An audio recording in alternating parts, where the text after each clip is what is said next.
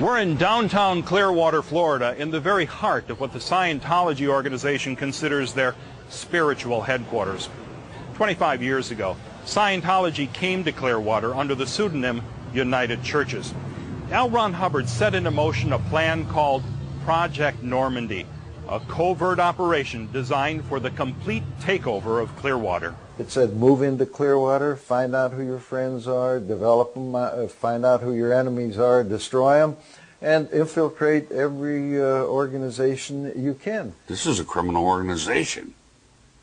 They don't really care about individuals other than themselves. Scientology's covert operations were run by the Guardian's Office, a branch of Scientology which has since been renamed the Office of Special Affairs. FBI agents had enough evidence on the Scientologists to raid their headquarters in Los Angeles and Hollywood. They took 43,000 documents. Many of them were actually stolen from top government agencies in Washington, D.C. and elsewhere. They infiltrated government offices and were caught at it. Their entire top leadership was investigated, indicted, tried and convicted, and sent to the pokey. They went to jail for this. For over 20 years, the Clearwater Police Department actively investigated Scientology. For much of that time, the investigation was led by Ray Emmons. We knew that there were predicate crimes. We knew that it was a continuing fraudulent enterprise. Still is to this day, as far as I'm concerned, and that's my opinion. But we shopped it around to the federal people, to the state people, and the first question always asked by a prosecutor was, will they harass me? Will they follow me? 2 years ago, when Mike Roberto became the new city manager, the investigation stopped abruptly.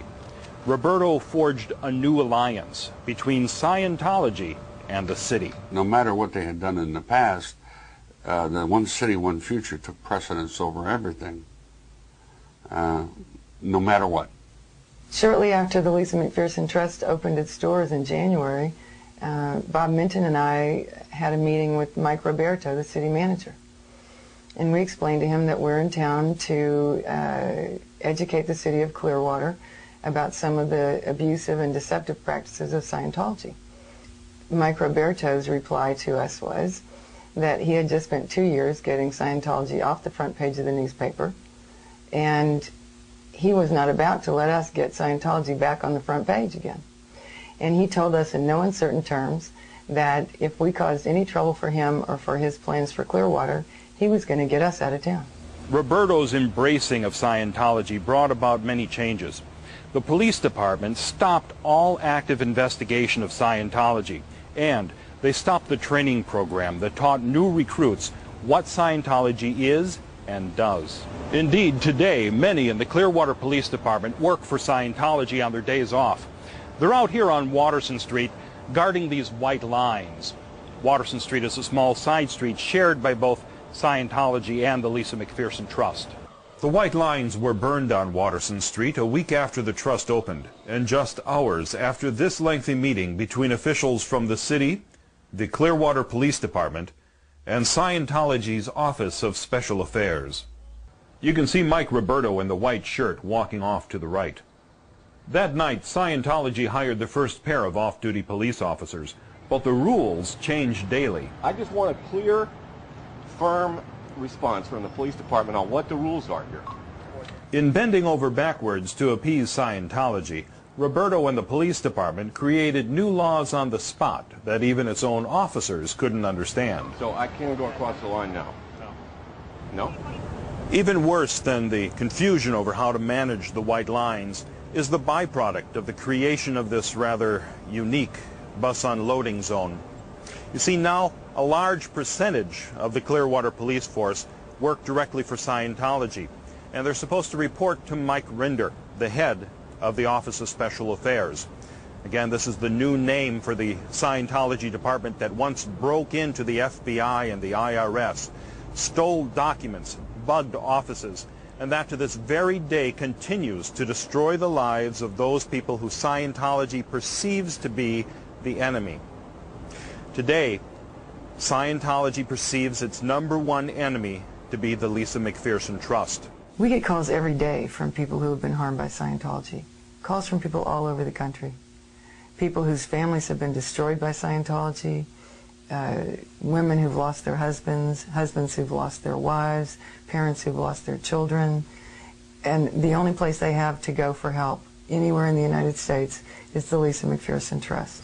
We of the Trust every day come down Watterson Street and see the Clearwater police officers sitting and laughing and having a great time with OSA agents. The Clearwater police watch as the OSA agents videotape our every move.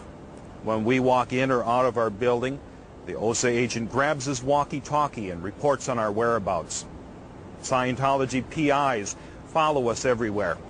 When a visitor comes to the Lisa McPherson Trust, the police watch as the OSA agent grabs his camera and videotapes their license plate. Those plates are run, and then our visitors are later harassed. The Clearwater Police Department doesn't seem to have a problem with this. We do. The police officers that are sitting down there are being indoctrinated by the Scientology security officers that are sitting with them all day long. Do we not know that this cult brainwashes people? Do we not know that these officers every day are being induced and told that the people in the Lisa McPherson Trust are enemies and criminals and we're the good guys to impressionable young officers? And these security officers are telling them what criminals we all are, how dangerous we all are, what terrible religious bigots we are, all kinds of lies about all of us.